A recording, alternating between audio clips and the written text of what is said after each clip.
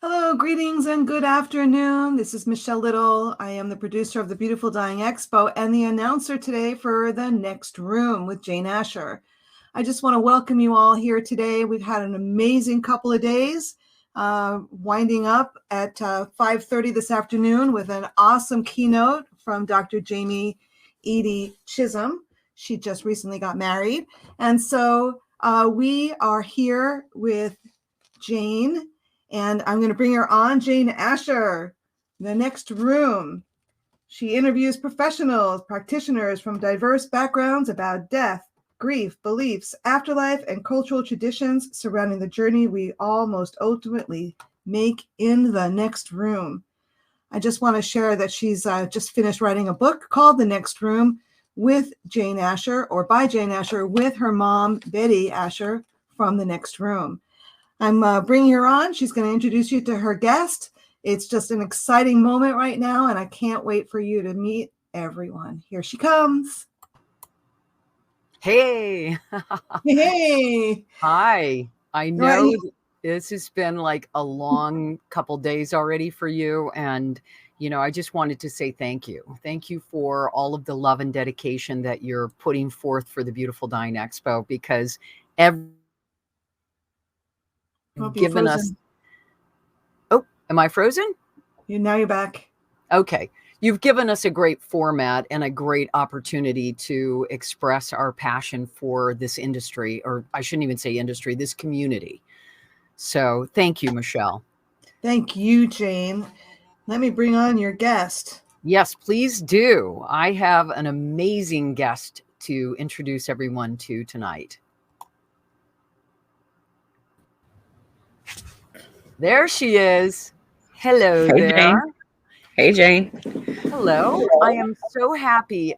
Thanks for joining me in the next room. My guest tonight is Joel Simone Anthony, aka the Grave Woman. You can find this extraordinary woman everywhere. She has a fabulous YouTube channel.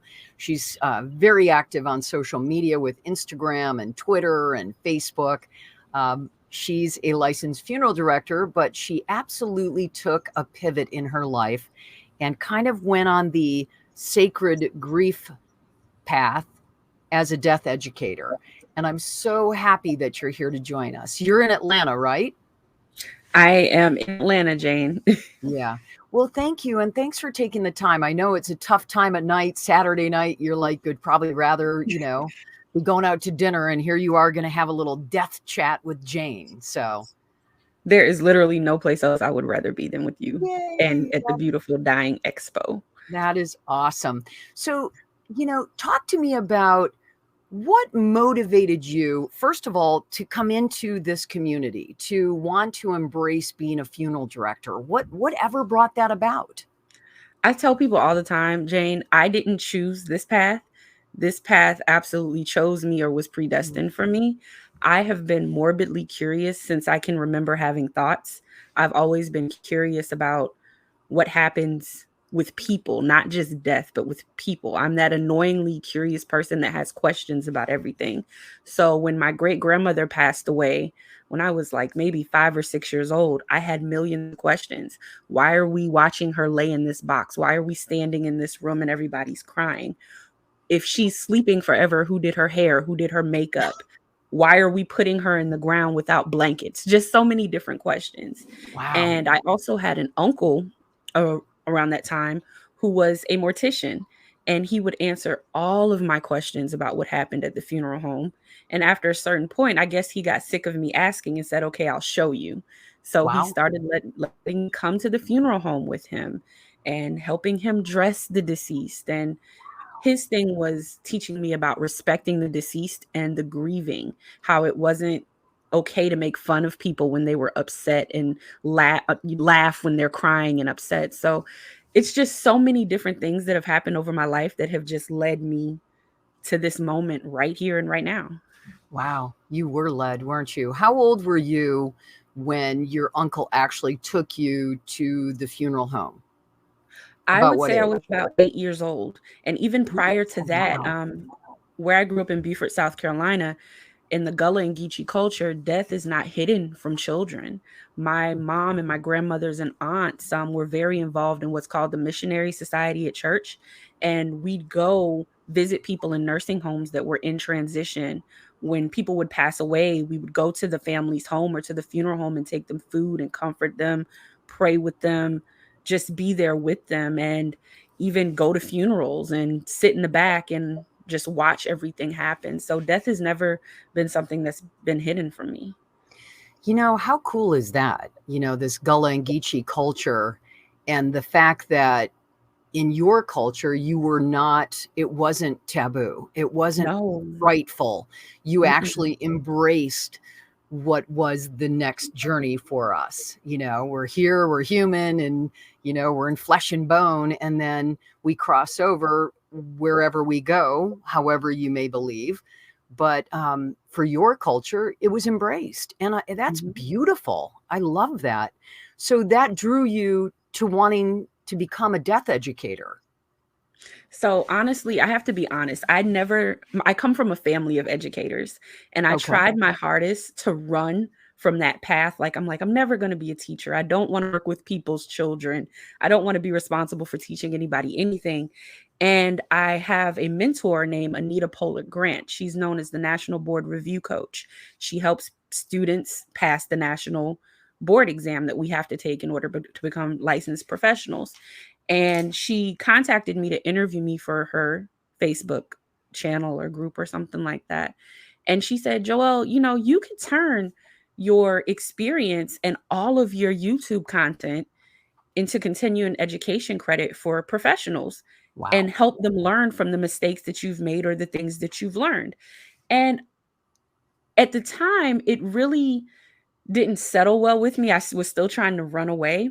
But it dawned on me that when I was in mortuary school, we didn't learn anything about taking care of people that looked like me, people that had hair like me, people that were of my culture. And I've always talked a lot about being a Black woman in this industry and some of the challenges that I've faced, particularly here in the South. So the first course that I created was about cultural competency and having conversations with families and professionals about taking care of Black decedents in the embalming room and in the funeral home. So once I put that course out and got the response from the professionals that had enrolled, it was like immediate addiction.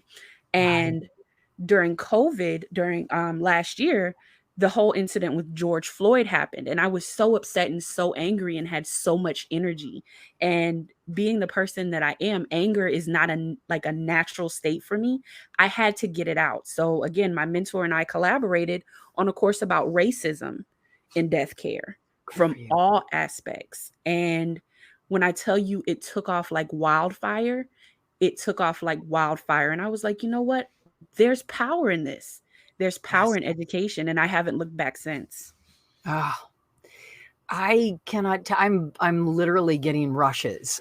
There's everything to love about this story. It is about you really following this path, this gift, this thing that you had inside of you from being a young woman, and you're a Black woman, and you know that you need to be in that world, that educated world, and work with this industry that wasn't really embracing you. Not at all. Unfortunately, the death care industry as a whole is very whitewashed, to speak bluntly. From That's fine. The education to the services, the way things are marketed, the demographics that are targeted in marketing for pre-planning. And I had the platform, I had the audience, and I had to do something with it. And I'm going to continue to do something with it until things change. I love it. I think that is so powerful. Isn't that why we're here? You know, there's this amazing consciousness and a shift happening on the planet. And those of us that are stepping in and answering the call and not backing away and being afraid of what someone's going to think of us, right? It's time. It's time to step into that power. I love what you're doing. So talk to me about what's next. Where do you take this death education? You know, you have the Grave Woman, you're doing a podcast. How can people connect with you, find you, you know, send you money, subscribe, underwrite your programs? What's best for you right now? So I'm going to answer that in the way that you asked it. Okay. What's next? What's next is shifting even more into education and embracing more of a spiritual approach, which is Good. all about oneness. Even though I have conversations about racism and separation that exist, the ultimate goal is to make the industry itself more inclusive and more diverse.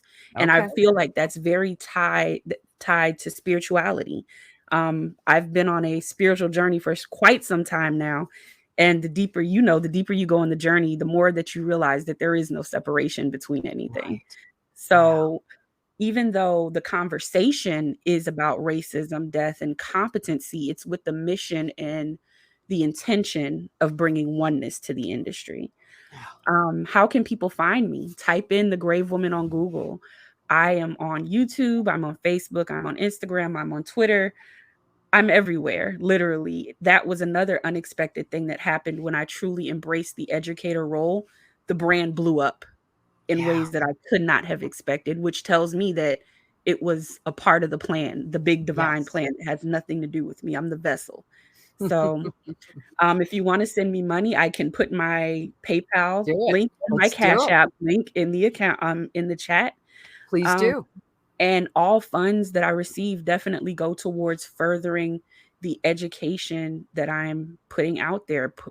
The courses, the content. It takes a lot of time to put these courses together. Yes. It takes money to get them certified. I'm trying to work with my mentor to bridge the death care aspect and the healthcare aspect. So we're working on getting many of the courses that both she offers and I offer and that we offer together certified on psychology boards, on nursing and medical boards, continuing educations for first responders such as police officers, forensic staff, because like the death care industry, it has arms everywhere. This conversation has arms and can touch everywhere. So, yeah, I hope I answered all your questions. Yeah, you did. That's so good. Okay, so I'm going to circle back to the spiritual aspect because you and I share that passion, you know, of kind of reaching out and all being connected and being one with it. When you were this young girl and you were curious and you were asking all these questions, did you kind of feel like there was something bigger or divine that you were supposed to do on the planet? I can't say that I was aware of it, but I think I shared this story with you before. And if my boyfriend will hand me my phone, I'll show you the picture. I drew this picture when I was 8 years old of myself standing in a cemetery with a microphone in front of me, and it said, "I am the grave woman." No, you did not. I did. I have Oh, no that's wild. That is yeah. so cool.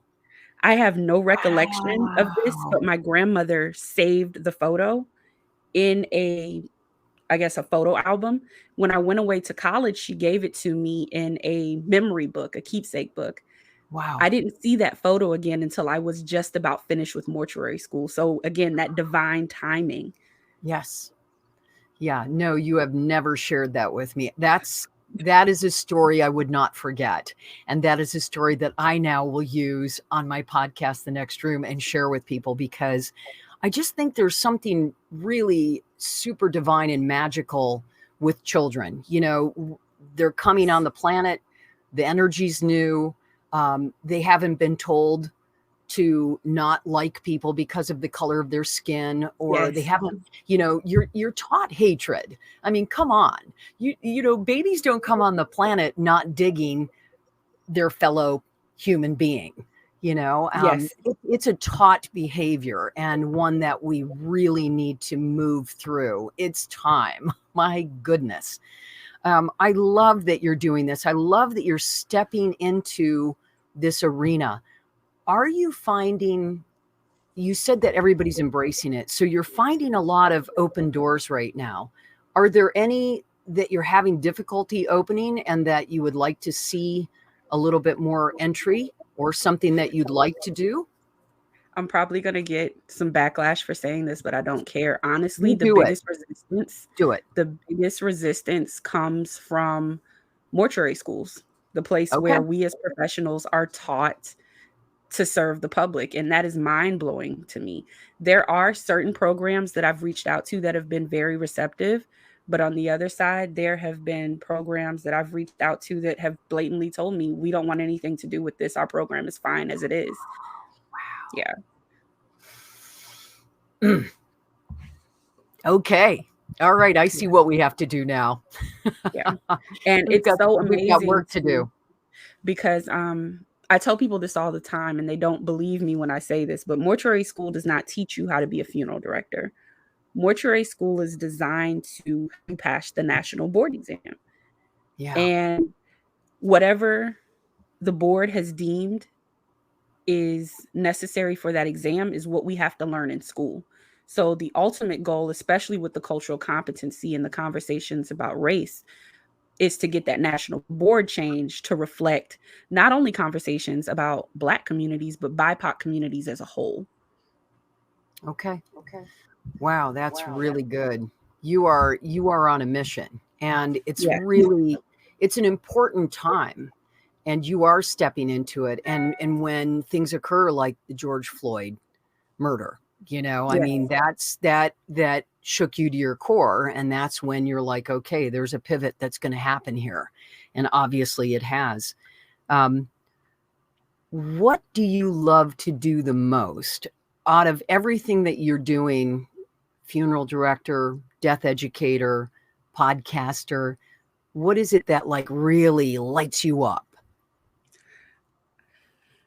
I tell my boyfriend all the time, all I want to do is talk, teach, and create. That's all I want to do.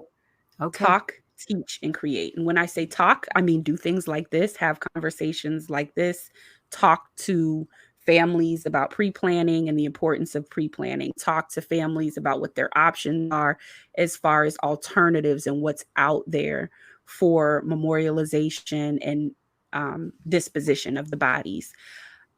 Teach. I want to keep creating content that's out of box and that stimulates really deep conversations about what we do as professionals. But I also want to teach consumers about grief and loss from a more spiritual perspective and create. I do a thing called the Grief Art Workshop where I send art supplies to anyone who registers.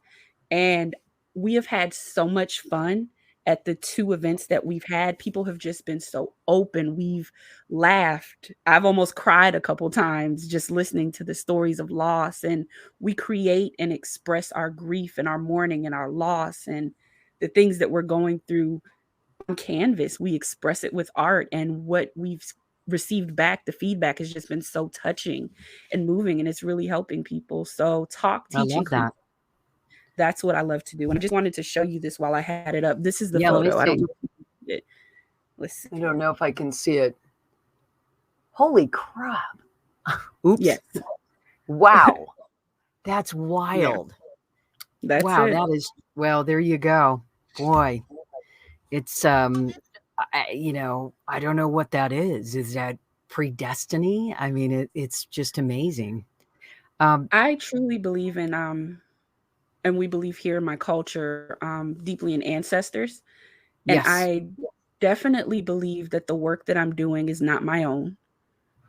It's Okay. definitely work from source. Again, I'm the vessel and the expression for the moment. But I feel like I am a part of this moving legacy that's going to continue beyond me and that is continuing through me simultaneously. Okay, that's great. So now you opened up this other door. I'm so into the ancestral thing. So the Gullah and Geechee culture, for those out in the audience that are like, what the heck is that? Tell us what Gullah and Geechee is. Okay, so Gullah and Geechee culture is predominant or really only found in the southeastern part of the country. I am from a town called Beaufort, South Carolina. Beaufort, South Carolina is home of the Port Royal Sound. The Port Royal Sound is where just about every African ancestral lineaged person in the United States can trace their lineage, because this is the port where the majorities of individuals that were stolen from Africa were bought as enslaved people and distributed as slaves through the United States. So that alone should tell you the amount of history, knowledge, information, and just ancestral wisdom that is in this place. Wow. It's magic. Wow. Here. That's the only way that I can describe it. People are more familiar with Charleston or Hilton Head, maybe even Savannah, which are all surrounding areas. But if you guys ever get the chance to visit Beaufort, South Carolina, it's definitely from a historical and even a aesthetic perspective, a wonderful place to be. I think we were voted the most beautiful city in the country a couple of times. But yeah, during slavery or during the Civil War, slaves were just left when soldiers left to go fight. And when the soldiers came back, they were surprised because the slaves and the white people that were left here, when the soldiers left or the men left, were living in peace and harmony together. And that peace and harmony meant that we were able to still practice cultural and spiritual practices that were native to our countries in Africa. So there's a lot of spiritual energy here as well. So cool. You know, I told you I have a really good friend that just moved there, and I'm actually coming there in, I don't know when, but in the new year in 2022. Okay. So it'd be We have super to move. cool. Yeah. Oh no, that's like a foregone conclusion. It's just, that's such a necessity in my life to like grab you and hug you tight and just start brainstorming. I want to circle back to the grief art workshop. What is that? Let's talk about that, because that like struck a chord. I'm like, oh, that sounds really fun, because I love art. Everyone's grieving, and what a great way to get it out. So what do you do in these grief art workshops? So let me just preface this by saying it's not limited. Access is not limited to individuals who have lost a loved one or person. We're all grieving our reality because of the pandemic. A lot of people have lost their jobs. A lot of people have had marriages, friendships, relationships, parentships, whatever type of ships end or be affected because of life. People are just having a hard time. The holidays are coming up, and that's a really hard time for people. So I wanted to do something that was non-intrusive, fun, relaxing, and allowed us to express that grief and that mourning and those emotions that you may not even know you have, doing something that I love, which is art. And like I said, I mail out paint supplies, canvas, paint brushes, easels, mail out. We have an amazing playlist, and we just talk. We talk about the chakras, and I try to theme each workshop around one of the 7 chakras, which I can tell you more. You know, I love chakras. Around one of the 7 chakras, we've done the heart and we've done the solar plexus chakra. And we talk about how grief affects that chakra. And then we express that grief and open those chakras, or allow emotion and sacred energy to come through that chakra onto the easel in whatever way you choose. I don't tell people what to paint, what colors they have to use. I simply provide a space for you to express yourself creatively.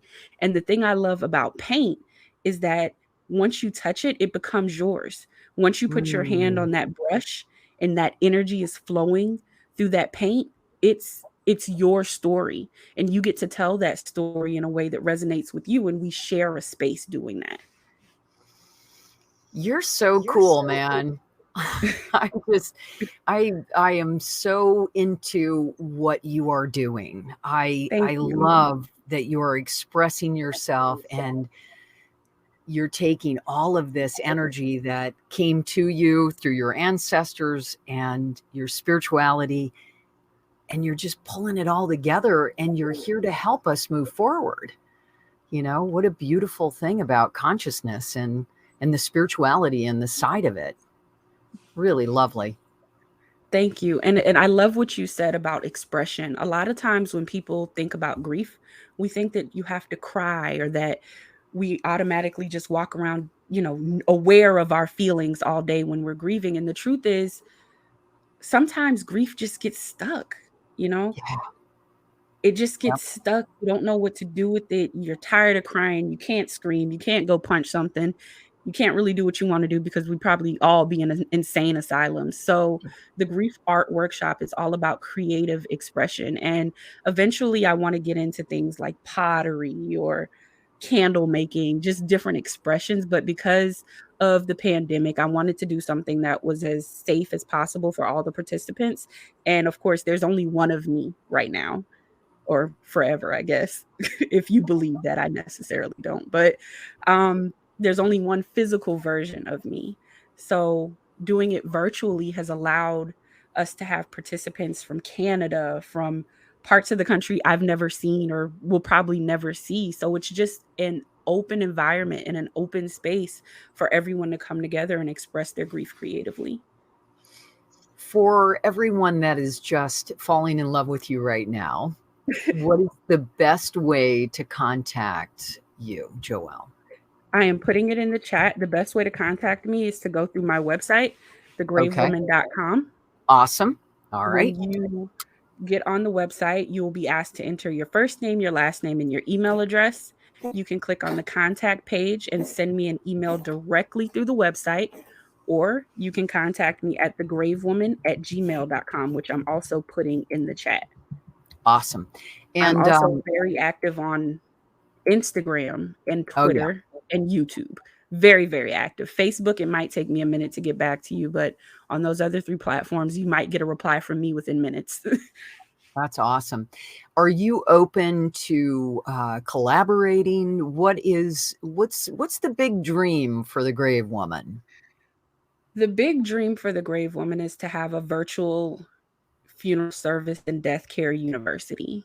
I'm going to share this with you, Jane. Only one other person knows about this, and it's the person sitting next to me, who's my partner.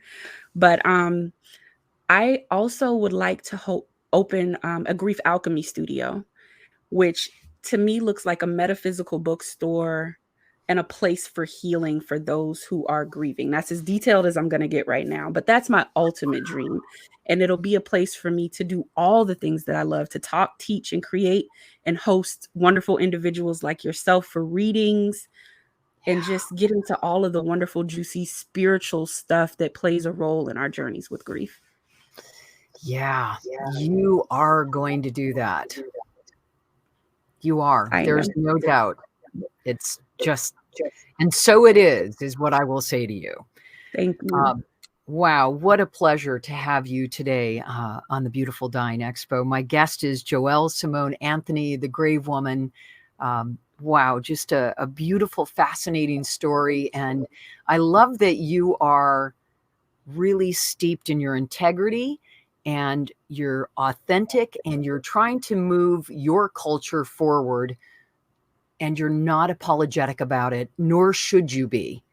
At this point, it's like, let's go, for goodness sakes. It's, we're heading into 2022. It's time to move us forward.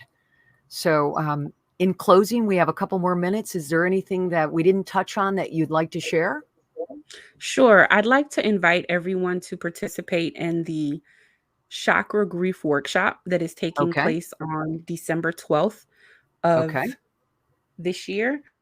I wanted to do this workshop again because a lot of times grief gets stuck. And we tend, especially in the Black community, we tend to approach grief from a religious standpoint or a dogmatic standpoint. If you're not in the Black community, a lot of times we approach grief from a traditional standpoint. For example, we'll say, look up grief and we'll get Kubler-Ross's examples of the stages of grief. However, I believe that there's a deeper connection to the sacred energy that flows through our energy portals, being our chakras, and how grief affects those chakras, as well as our anatomy, which those chakras anatomically align with. So during the workshop, we'll be talking about grief from a spiritual and chakra perspective and doing a lot of amazing things. I'll put the link in the chat as well.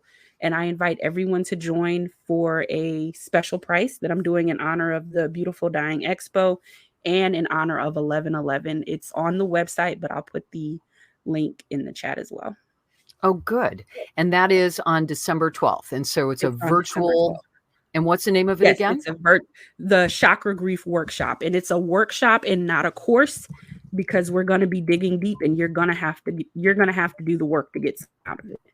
I love it. I'm in, and I'll help you promote it. So thank you. I will talk all about it. So that's great. So December 12th, the link is in the chat room. It is the Chakra Grief Workshop.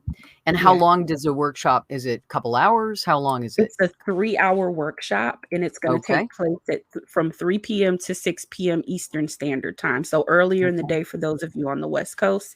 And I think in the middle of the night for anybody outside of the country. And it's just going to be like a Zoom thing? Yes. Okay. All right, cool. So everyone can attend. That's great. Everyone. Yes. I love it. Well, good. Well, I will help you get the word out, and we're obviously spreading the word now. So, Joel, I'm just so pleased that you were here with me today. And I know it was last minute because my guest I had booked, a wonderful man who's authored a few books, and he had to have emergency surgery. And so, you know, it was great. Michelle's like, how about the Grave Woman? And I'm like, oh my God, I'd love to have her on, but she's so busy. I don't know if I can get her on the short notice. And so I'm so happy that you would move things around and take the time on a Saturday night to sit here and have a little death chit chat with your sister and just share with us what's going on in your life. Thank you for having me, Jane. Like I said, there's no place I would rather be. Well, I just adore you. So here's to a great new year, because I'm just feeling like there's some really good things that are on the horizon for you. Thank you. Thanks so much. You've been listening to The Next Room and watching The Next Room with Joel Simone Anthony, the Grave Woman.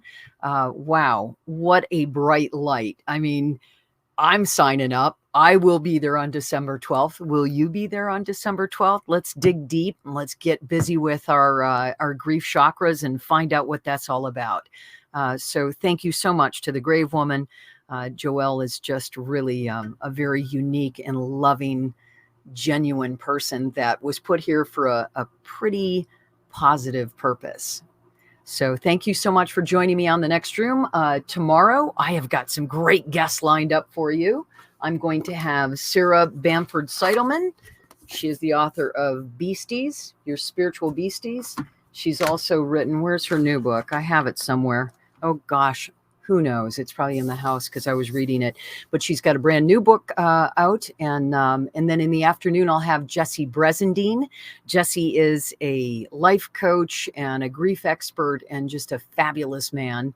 And he'll join me at 4:00 in the afternoon. So thank you so much for tuning into The Next Room. And I'll turn you back to your regular scheduled program, whatever that is next.